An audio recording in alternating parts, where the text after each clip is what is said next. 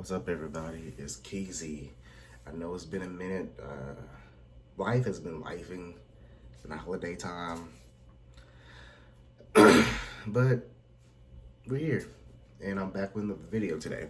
Today we do have Christian Miracle. He does, if you guys watch CinemaSins, he does it for like WWE.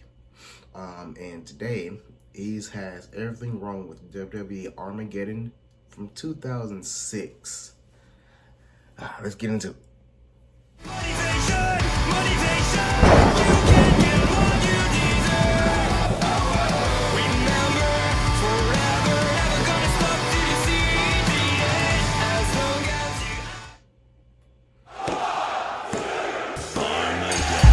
Hey, you can follow me on socials, man.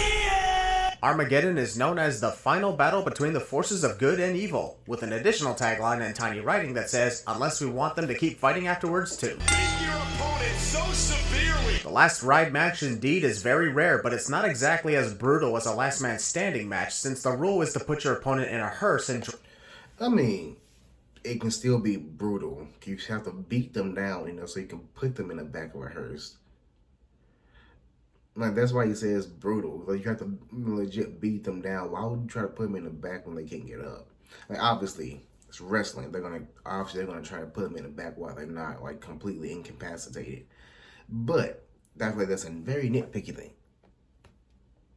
drive away. Because even if your opponent resists and tries to beat you up inside the car, as long as you step on it and drive out of the arena, you can win. They're gonna put them inside the car and run around to the driver. Tonight, WWE Champion John Cena teams up with World Heavyweight Champion Dave Bautista. But to make things more interesting, why didn't they put both their world titles on the line in this tag team match again? Because they didn't want to, and they weren't booked to, and it wouldn't make sense. Why would they both put the titles on the line? It would make no sense at all. That will make a lick of sense.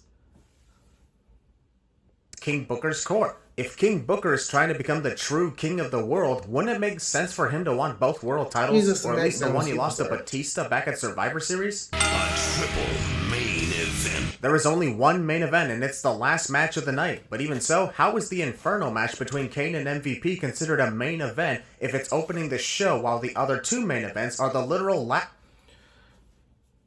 Okay, they've been doing this a lot in like recent wrestling with the double and triple main events. That's something I will agree with. There's only one main event. That's the match that goes on last. But you can still be booked as a main event match even though you're not the last card. Like, just look at CM Punk and The Undertaker. There have been a few matches that aren't the actual main event that can be considered a main event match. Charlotte Flair versus Rhea Ripley. Just because it's not the main event, doesn't mean it's not a main event match. I will agree that the actual main event of the show is the last match on the card. So I will agree with you with that one. But like, they do need to stop promoting like double and triple main events, because they did that a lot in 2023. two matches. Wouldn't it make more sense to have the Inferno match be in one of the last three matches, since we're trying to promote the idea of the triple main event? Somebody is going to burn. JBL repeats this very same line several times within the next 10 minutes, as if we didn't already figure this out. The flames have already been set despite none of the wrestlers being present in the ring. I guess Tony Chimmel is about to be burned alive as well, changing his name from Tony Chimmel to Tony Charcoal. Okay, that right there. How is it a sin of the show? A joke that you made is not a sin of the actual show that you're sinning. That's the same thing I have with CinemaSins. They make jokes and write it as a sin. There's not a sin. Your joke is not a sin. Like, the joke he just made is not a sin of the show. And this guy in the crowd is taking a big risk by saying the ultimate Harry Potter spoiler 1 year after the Half-Blood Prince book was released, since we're in 2006 here. But even so, being a spoiler alert is a dick move. I already know I'm going to hear the bell ding that and count it as a sin. That is not a sin of the show. You're sending a fan in the crowd with a sign. Who has nothing to do with the show. That is not a sin of the show. You have to sin the actual show itself. You sin the wrestling. Like you're doing sins for a wrestling show. Do the sins for that show. A joke is not a sin. A sign a fan has in the crowd is not a sin unless they're actually distracting the wrestlers of the show. It's not a sin. And also, I've never seen a single Harry Potter movie. I probably never will. I just never got into Harry Potter. Just didn't seem that interesting to me. Oh yeah, we forgot to play the video package before MVP made his entrance for this Inferno match, so here you go. Oh! Won't lie, that was a smart move on the part of WWE to make the fans wait in anticipation for Kane's pyrotechnics. We're already surrounded by flames at ringside, and now the entire stage is on fire. Plus, no matter how many times we've braced... I really feel like that pyro, like I don't feel like I've felt that pyro before. It gets really hot. It gets like super hot. Now I know, like I've never been to an Inferno match. I already know the flames around the ring is already hot as it is. Then Kane's pyro hit and make it even more hotter. That's too hot. That's too hot. Ourselves, we can never not jump when the sudden pyro hits. MVP begs Kane for mercy about not wanting to go through with this match, but had no problem walking toward the flaming ring and getting in it while waiting for Kane to show up. Wouldn't he logically have just tried to run away from the arena if he didn't want to go through with this? If I were Kane... Sometimes you don't know the severity of the situation until you're in the situation. Oh, he's trying to provide logic to something that doesn't have logic. Like of course, going into the match, you might be a little comfortable. Plus, I think he cut that part out during MVP's entrance. If I remember correctly, he was very nervous going into this match. He did not want to do this. He did not want to do this match at all. And also, even if he did seem confident, he's in the ring with Kane. An Inferno match with Kane. You do not know the severity of the situation unless you're in that situation yourself. That's all I'm saying. I wouldn't be standing around while MVP attempts to escape the flaming ring, considering he could literally jump over the top rope and be free from the fire. In fact, I'd shove MVP briefly to the side so that he would land on the flames, catch fire, and I win the match. Ta-da! You didn't realize, like, you have to catch on fire just because you land on the flames. Do you think he's just gonna, like, land on the apron and just stay there and catch on fire? No. You don't just catch on fire from just touching the flame. You have to, like, put it in there for, like, a good 2 to 3 seconds for it to catch fire. Just because you land on it doesn't mean you're gonna catch fire. Your logic is not logicking. I'd be lying if I said I didn't have anxiety watching this match, especially when the flames rise that close to the competitor. Anything bad can happen at any moment, which makes the Inferno match one of the most intense matches ever. I've always wondered, like, especially with spots like the one he just showed, did it not burn? I'm pretty sure it did. What? You have to wrestle like a whole match like this. Like, it's already hot as it is with just the regular lights. But the fire just... No. It's a no for me. It's not going to happen. The flames have been rising for pretty much every body slam or crash onto the canvas, even when MVP was slightly knocked over. But when Kane's 300-pound body gets clotheslined and crashes onto the canvas, no rising flames at all. And then the flames suddenly rise and set Kane's arm on fire, giving MVP the victory. What I do in this case is take a risk and... Humans just don't catch on fire. They get burned. They don't catch on fire. Like, the only thing that would catch fire on Kane is his elbow pad. Surprisingly, it didn't catch... Well, it didn't get at the same time the ropes didn't catch on fire either.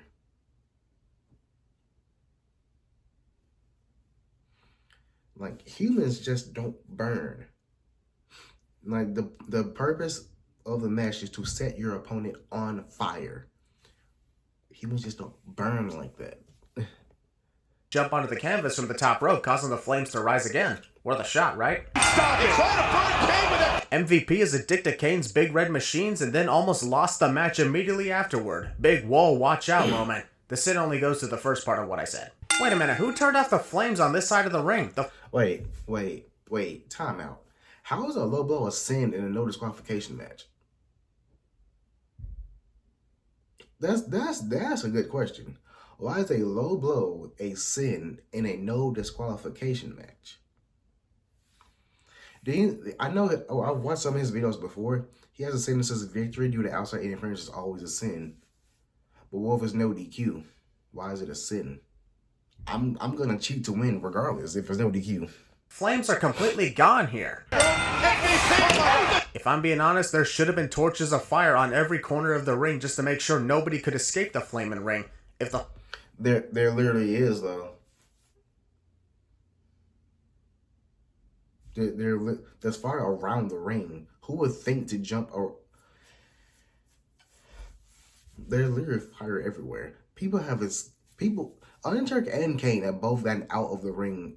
I think the first Inferno match, Randy Orton and Bray Wyatt got out of the ring during an Inferno match. I think those flames weren't surrounding the ring, but still, like people have gotten in and out of the ring during an Inferno match. This was not different. The whole point is to keep the wrestlers in the ring and set them on fire. Then there shouldn't be any way of escaping the ring either. Oh my God! Well, at least we figured out that MVP's ass is flammable, but the slow anticipation right into MVP getting set on fire was awesome, and one of the most brutal ways for an Inferno match to end. That was awesome. Here are 5 sins taken off the count. And also, again, you see how he had to sit there for a second? He had to sit there. Kane has to hold him there for a couple seconds so it can catch fire.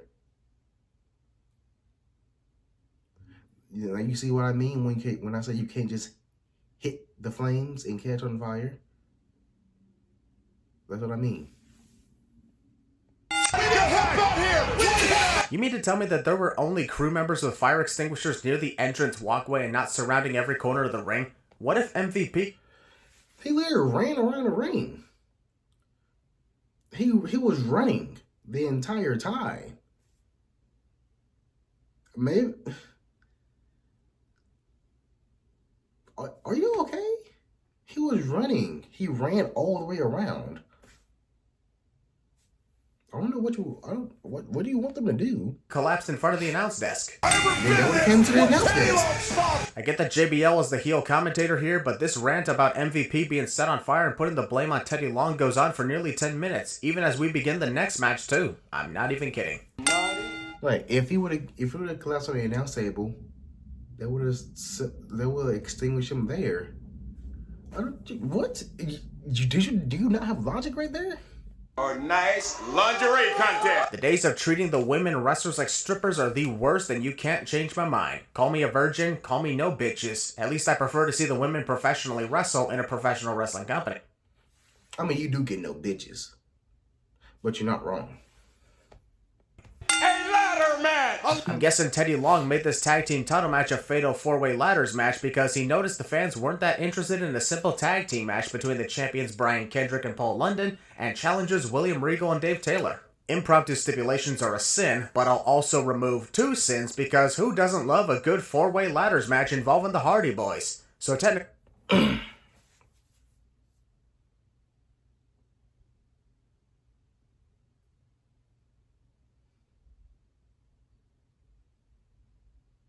Stop. Don't do that. Because impromptu matches sometimes are low-key bangers. No, I would halfway agree. Paul London and Brian Kendrick versus William Regal and Dave Taylor. I'm pretty sure probably not that many people want to see that match. Me personally. I like William Regal and Brian Kendrick, Paul London. Brian Kendrick and Paul London. There we go. I can talk sometimes. Don't really remember who Dave Taylor was, unfortunately. But we got the Hardy Boys in this match too. So it's a fatal 4-way. It's a 4-way ladders match. Who were the other 2 teams? I know Kendrick and London, Dave Taylor and Regal, the Hardys. Who's the other team? 1 sin removed because 1 got added but 2 got removed. As everybody knows, knows. As everybody knows, but I'm still gonna say it anyway, cliche. I guess Exactly. even in 2006, Eminem. WWE wasn't doing much justice to the brand split, considering each teammate for both Eminem and the Hardy Boys are on separate brands but competing for the SmackDown Tag Team Championships. Sounds like And immediately upon 2023. entering, the Hardy Boys go underneath the ladder. Considering they both went under ladders, I'd say that doubled their bad luck compared to a simple case of bad luck. Although, judging by what happens on Eminem's side, maybe not. But still, you walked under a ladder, you're screwed. He sinned walking underneath a ladder. That is not a sin. They do it. Jeff literally does it in almost every ladder match he's in. I said almost every ladder match. I don't think he done it every single one, but he literally does it in almost every ladder match he was in. That is not a sin. Maybe that was the bad luck for the Hardy Boys, since their pyrotechnics were late to the party and their signals. The Hardy Boys carry a ladder to the ring for this match, but then choose to leave it on the floor Yeah, outside? What was the point of carrying it then? I'm Yeah, surprised I got- Eminem actually went to the stage to grab some ladders after the Hardy Boys did the carrying work for them during their entrance. And they're about the Yeah, there same was size ladders as the at the ones ring. Matt and Jeff brought over too. Matt Hardy be like, here you go, here's a free ladder for you two to use against us when we get into the ring. And he's supposed to be the ladder match veteran here. Not the most extreme thing to happen to Joey Mercury tonight, but that was one of the scariest moments of the match because it's a mighty big risk to move a ladder with someone sitting on top of it. One wrong slip up and that guy's a goner. I'll take a sit out because that... I would be scared too. Like, they lift the ladder up while he's on it. Like, he could have fallen the other way. I'm like, that takes a lot of coordination, which is why I want to do a ladder match eventually. was executed perfectly, even despite the mighty big risk. Sometimes it works, sometimes it doesn't. The phrase that defines Jeff Hardy in ladder matches, that poetry in motion into the ladder, was more extreme than if Paul London didn't move from his position. Insane. Also, where the hell did William Regal and Dave Taylor go? They didn't take much damage, yet a... Look, to me personally, that's smart. Let them fight. And while they're down, I'm gonna climb the ladder and get those idols. That's smart. Been absent for the match for the last 5 minutes, to the point where I actually forgot they were participants in this match, and they were the original challengers too, so let that sink in. Out of respect to those who probably can't handle it, I will not show the results of this moment, nor will I add or remove a sin, because... I mean, you can remove a sin. You can add or remove sins. For showing it, I got you. But you can add or you can take sins off, because goodness gracious, that was brutal. That moment right there was brutal. He didn't get his hands up in time. So like his face was like, ooh. If you don't know, you can look it up. If you do know, you know exactly what happened. Because that right there, the legitimacy behind it. No. We've seen so many people get cut open in hardcore matches, yet nothing has been more gruesome than Joey Mercury's face gushing blood everywhere as a result of the shattered nose and orbital bone. Accidents can happen, but there are just some things I cannot add or remove a sin for. This is one of them. So disgusting and frightening. I still almost throw up watching that to this day. Okay. Damn, there's just sin remover after sin remover here. On second thought, it was a great thing that Teddy Long turned this into a ladder match because this is insane. The only downside being Joey Mercury's fate. I get that William Regal hasn't been in a ladders match, but come on, can we not do the I can't do this, I'm too scared of heights routine? Because it doesn't make... Well, if he actually was scared of heights, that you probably didn't know. He probably isn't, but still, it makes sense. He doesn't do ladder matches. So why would someone who's never done a ladder match, who's used to technical wrestling, be okay with climbing a ladder? I do understand it's for the tag team titles, but like, come on. His team looked good at all in the match. Also, Dave Taylor shows that he isn't afraid of heights, so wouldn't it make more sense for him to have climbed the ladder in the first place? Well, holy shit, time to take off 3 sins from the counter. Just when you think you've seen it all with Jeff Hardy in ladder matches, he proves otherwise. Titles, Brian Kendrick trying to put... Is Brian Kendrick actually trying to push Johnny Nitro further up the ladder, thus closer to the tag team titles? No. Or he's trying to climb up the ladder. Or that one, you're trying to climb up. You asshole. Not a great plan, buddy. Once again, Dave is the one who's clearly not afraid of heights, yet his ladder is the one placed further away from the WWE Tag Team titles. I think he's just trying to humiliate William Regal on purpose at this point. You gotta love it when the winners of a ladder match unhook the titles in desperation and risk falling to their deaths afterwards. Just goes to show the dedication they got to remain the champions. And that was a fun ladders match too, so let's take another 5 cents off. What's the point of hosting a lingerie contest if you're just gonna show the Divas lingerie before it's even time for the contest to take place? It makes more sense to just wait until then, so that we don't have to figure out who wins yet. His ring name is The Miz, yet his graphics are using his real name Mike Mizanin. Even the commentators and Tony Chimmel refer to him as The Miz, so why are the graphics not? Boogeyman is going to face his worst fear. And just like that, The Miz is done for. Nice knowing you, buddy. About 50 seconds of focusing on The Miz instead of the Boogeyman to make one think the Boogeyman is going to sneak up behind Miz, only to reveal that he was just late for his entrance. Hitting a clock on your head apparently sets the place on fire. I just want to know why you hitting a clock in your head. That's my thing. Why? Just no. Me personally, I'm not hitting a clock on my head. I don't care for this sugar glass. I don't care. I'm not doing it.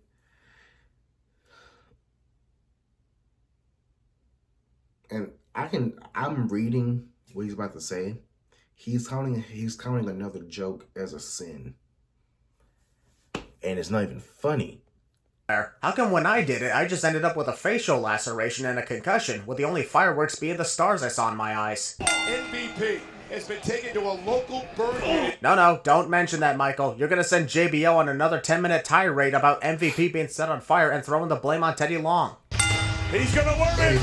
Ugh, even after all these years, I still can't look at the Boogeyman drop. I ain't gonna lie to you. I don't know how they did this. Because those are actual worms. And plus they're in another man's mouth. No. Don't spit in my mouth. It's nasty. And unsanitary. Very unsanitary. I know. Everyone who did this back then, like 2005, 2006, and 2007 time, nah, y'all better than me. See me backstage.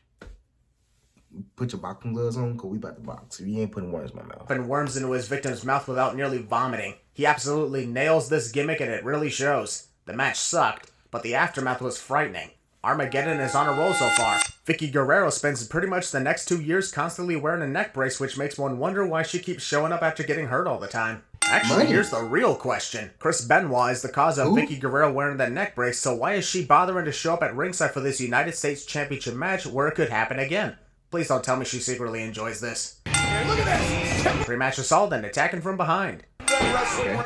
A couple years ago, I ended up in a motorcycle accident. I didn't have health insurance at the time, and now I have a plan that keeps... Adding 2 sins for this double mistake. First of all, that was Chris Benoit who connected the move, not Chavo Guerrero. And secondly, that was obviously a suplex, not a snapmare. It was a snap suplex, but still not a snapmare, Michael Cole.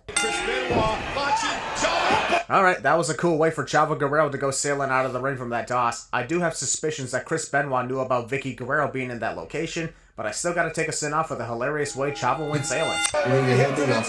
I'm actually shocked that Chris Benoit didn't immediately get off the top rope the moment he saw that Chavo Guerrero was anywhere except lying on his back. Or he could just wait until he got up and just jumped on him like with a double axe handle or something. There's other attacks you can do where your opponent doesn't have to be on the ground. Double axe handle, drop kick, flying clothesline. There's a lot of moves you can do with your opponent standing up. Like, I know his signature moves like the diving headbutt, but there's other things he can do after his opponent. Since that's the only position he's got to be in for the diving headbutt. Oh, wow, that was one of the most creative counters to a back suplex I've ever seen. A mere turnaround and it becomes a crossbody in favor of Chavo Guerrero. This is a great match if you ask me. Chavo was a dick to his own Guerreros, but because of the funny way it happened, I'm actually removing a sin. This honestly is one of Armageddon's best events, though I hope I didn't just jinx that with my words. Knock on wood. Chris Benoit on his Suplex City rampage before Suplex City ever truly became a thing. 8 German suplexes in a row on Chavo Guerrero. Amazing. Honestly, Chris Benoit has the advantage here if you think about it. He is the United States champion, and if Vicky Guerrero whacks him with the title, Chavo is the one who gets disqualified. So it should really be Well, here's the thing. He was the babyface wrestler at this time. He wants to win clean, not by disqualification. I get it, babyface wrestlers can be stupid at sometimes. Like this, I don't, look, personally, hit me. I keep my title regardless. But he wants to win the right way. That's why he's saying that, Christian. Chavo who says, "Don't do it, Vicky." Also, the referee's completely ignoring the fact that Vicky Guerrero entered the ring with a weapon. That's literally outside interference. It's not outside interference until they actually hit them. So shut up. And plus, he's probably waiting for her to actually hit him so he can call for disqualification. Which is probably why you can't see him on camera right now. He's either off to the side or by the ropes ready to call disqualification just in case it happens. A weapon threat all at once, which is completely ignored. Nearly 40 seconds of Chris Benoit debating about whether or not he wants to lock in the sharpshooter on Vicky Guerrero. Likely because Chavo Guerrero was taking forever to sneak up behind him for the roll-up. Come on, Chavo. Wouldn't it make more sense to just call it the WWE World Cruiserweight Championship instead of Cruiserweight Championship of the World? First of all, what was that? Second of all, it means the exact same thing. The World Cruiserweight Championship, the World Cruiserweight Champion, or Cruiserweight Champion of the World. It's literally the exact same thing. So I stop nitpicking. A very bad way Michael Cole tried to yee-haw for Jimmy Wang Yang. I cannot stand this guy. JBL, a cowboy, hates Well, my man X3. Come on. I know X3 loves Jimmy Wang Yang. Jimmy Wang Yang, also a cowboy. Asian descent. Georgia. Gregory Helms slaps Jimmy Wang Yang and then taunts him as if that was going to do anything about his control of the match. You don't get to be a cruiserweight champion for almost a year by being an idiot. Right? Yang actually pinned this Gregory Helms. Oh, okay, so I guess we could just immediately declare Gregory Helms the winner of this match, since a challenger pinning a champion leading up to a pay-per-view usually means the champion will defeat the challenger at the pay-per-view. Look at this. Jimmy Wang Yang up over the top. I don't know if that was done on purpose or not, but that was actually a badass way to exit the ring and avoid colliding with a turnbuckle by Jimmy Wang Yang. So, unintentional or not, this gets us in remover. Hooray! I won't lie, one of the perks of having an Inferno match taking place tonight is this. The barricade is much further away from the ring, obviously to protect the fans from the heat of the flames. Obviously. But it also allows more room for chaos to ensue outside the ring for other matches too. Hey, it's a win-win if you ask my opinion. I didn't even know He is that the face of SmackDown. I don't know about that. Just because he's been the Cruiserweight Champion since the... Look. The way the WWE was treating that Cruiserweight division, I don't know about the face of SmackDown. Probably I'm going to champion on SmackDown at the moment, but face of SmackDown? Royal Rumble this year? Yeah, no. They're chanting boring out here. Well, no disrespect, but compared to some of the other matches we've already seen earlier tonight, this one has been one of the weakest. Not as weak as The Miz versus the Boogeyman, but there hasn't been that much amazing action that we normally see from the Cruiserweight division. Like yin yang, yin yang. The fuck? Bad Look at choices. the fringe on his chest. Earlier, JBL was complaining that the audience was chanting boring to this match, and now even he's not paying attention to the top rope action because of his complaints to the fringe on the chaps of Jimmy Wang Yang. Hypocrisy at its finest. Well, damn, that's gotta take 2 cents off the counter. Picture perfect timing of the spinning heel kick. Doing that to someone who's flying off the top rope is tough to time right, so great job on the part of Jimmy Wang Yang. Title kissing is one thing, but title kissing while your own mouth is bleeding? Almost every match tonight has a gruesome moment when you think I mean, they can just clean the title as well. about it. MVP with his ass on fire, Joey Mercury's accident, Boogeyman vomiting worms in the Miz's mouth, and now Gregory Helms blood kissing his Cruiserweight Championship. Right tonight. saying. Kennedy has. The Undertaker's Druids theme is playing where there are no druids to be found. There's probably one driving the hearse, but it still feels weird to not see the robed druids carrying the torches to the ring in preparation for the Undertaker's arrival. Well, It feels weird to have the eerie entrance of the Undertaker's druids, or in this case his hearse, only to have Mr. Kennedy show up first. It'd honestly be better if Kennedy showed up before the hearse ever did to increase the intimidation and eeriness of the situation. I never recovered from the last ride match. Well, I mean, you seem to be doing just fine, especially considering you had help in defeating the Undertaker in that last ride match and... You don't seem to realize, certain matches do cause pain. to your body that you might not recover from. Just because you don't see the injuries, don't mean they aren't there. Like, just you don't have to see an injury for an injury to be there. Could be internal, might even be external. You might just can't see it. Just because JBL won that match, don't mean he didn't feel it. No Mercy 2 years ago, and then went on to WrestleMania as WWE Champion. Just saying, JBL is over-exaggerating here. The Undertaker threw Mr. Kennedy onto the Spanish announce table in the hopes that it would be destroyed, but then got sadly disappointed when it didn't work out. Oof. Rips. Whoever the hell that opera singer was in the audience. That's what I said. Undertaker using that hand to lift. The Undertaker goes after the referee despite the fact that Charles Robinson wasn't even doing anything to try and stop him from continuing to punish Mr. Kennedy. Trying to escape. He's trying to create Oh, some he was walking around. So, in other words, escape. The very same word you are denying, huh, JBL? What is honestly the difference here? Look at that. Oh my! The Undertaker. It's not often you see The Undertaker hit a picture-perfect superplex from the top rope, but to see him sit up like he always does made the moment even more cool to watch. Another sin taken off. Armageddon is a great show A tonight. suplex right there. Is he doing it? He's acting like he's a child being given a piggyback ride by his daddy. What the fuck do you think Mr. Kennedy is doing, Michael? Unfortunately, this sleeper hold is not truly locked in, as we can clearly see The Undertaker's neck completely safe from any sort of harm in this shot. I'm just saying, Mr. Kennedy has got to work on locking in the submission properly to avoid these awkward camera shots. Shutting the door. He's done it. JBL, aren't you literally the only other guy who's competed in the last ride match? It's not like the ambulance match where you just gotta close the door. 16 years into his career, to see The Undertaker take these major risks is absolutely breathtaking. I will remove 2 cents for that fall off the Armageddon stage. I want to know how long it takes him to like do these type of spots and rehearse these, especially like with a live audience there. Like, yeah, I know they rehearsed it beforehand. It's wrestling, but like it's still. I would be so nervous to do this. I'ma still do it, but I'll still be nervous too. Oh my! I mean, you can't make this stuff up. Even if you're expecting to see The Undertaker sit up in the back of the hearse, it is still an amazing moment of horror. 5 cents taken off for perhaps the most frightening pop-up jump scare we've ever seen from the dead man. Tombstone! The tombstone pile driver on the top of the hearse was awesome, though I think it'd be far more appropriate if The Undertaker connected the last ride on Mr. Kennedy, especially considering the match is titled The Last Ride Match. Missed opportunity. Where's he going? Are you freaking kidding me? Says the guy who has won the only other last ride match in WWE history. Where's it going, my ass? I'm not going to double cross you tonight. Because that is totally going to convince King Booker otherwise. I'm just saying, if I had concerns about someone turning on me and they randomly walked into my locker room to say otherwise, that just increased my concern.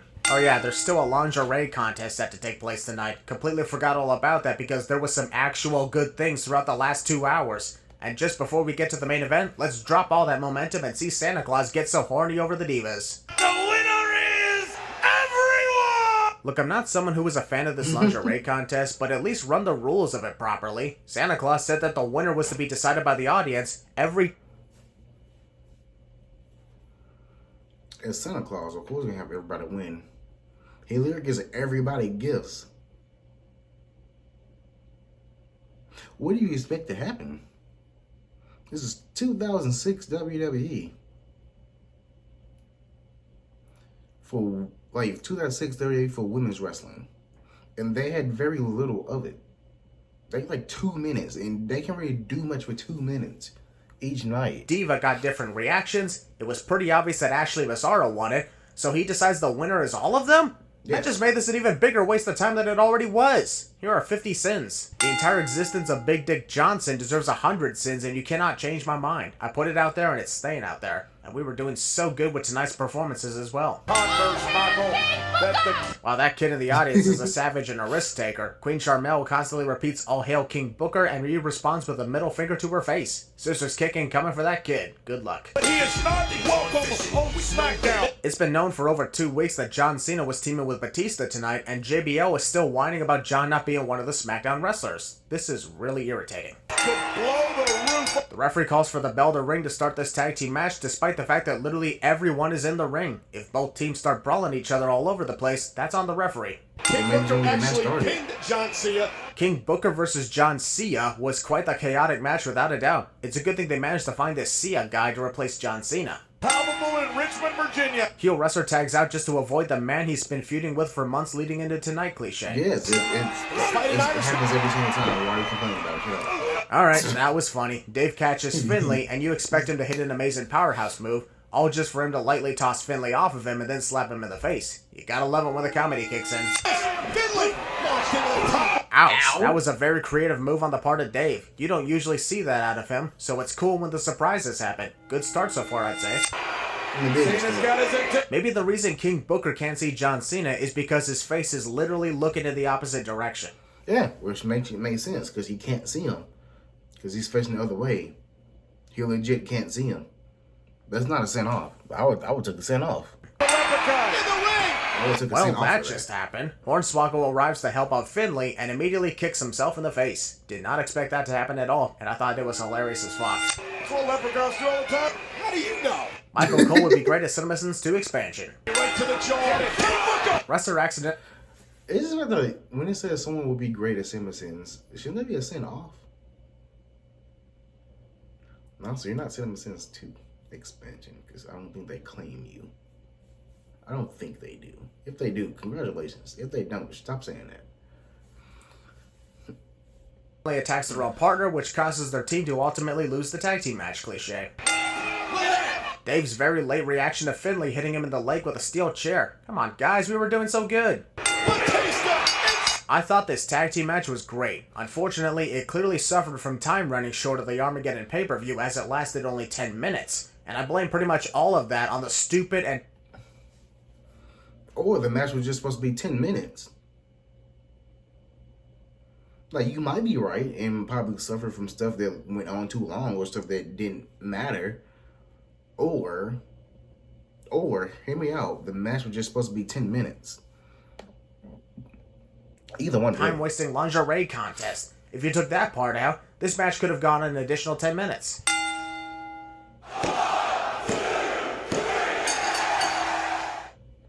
Okay, so that was that video. I would say it was a decent video. Yeah, I did like it. I did. Look, it is entertaining to an extent. I will say that it is entertaining to an extent, but there, just like with the regular CinemaSins, there's a lot of nitpicking, a lot, and like writing a joke is not a sin. Like, if you're gonna send actual things, send those things. Like, some things are just super nitpicky. But like I said, it's still an enjoyable video. It's still entertaining. You know, just certain things, you know, I wouldn't send. Me personally. That's just me. But good video by Christian. If I do want to see more WWE sins, let me know in the comments. But that's all for this video. I'm Keezy. I'll see you on the next one. Don't forget to like, comment, share, and subscribe. I will see y'all in the next one.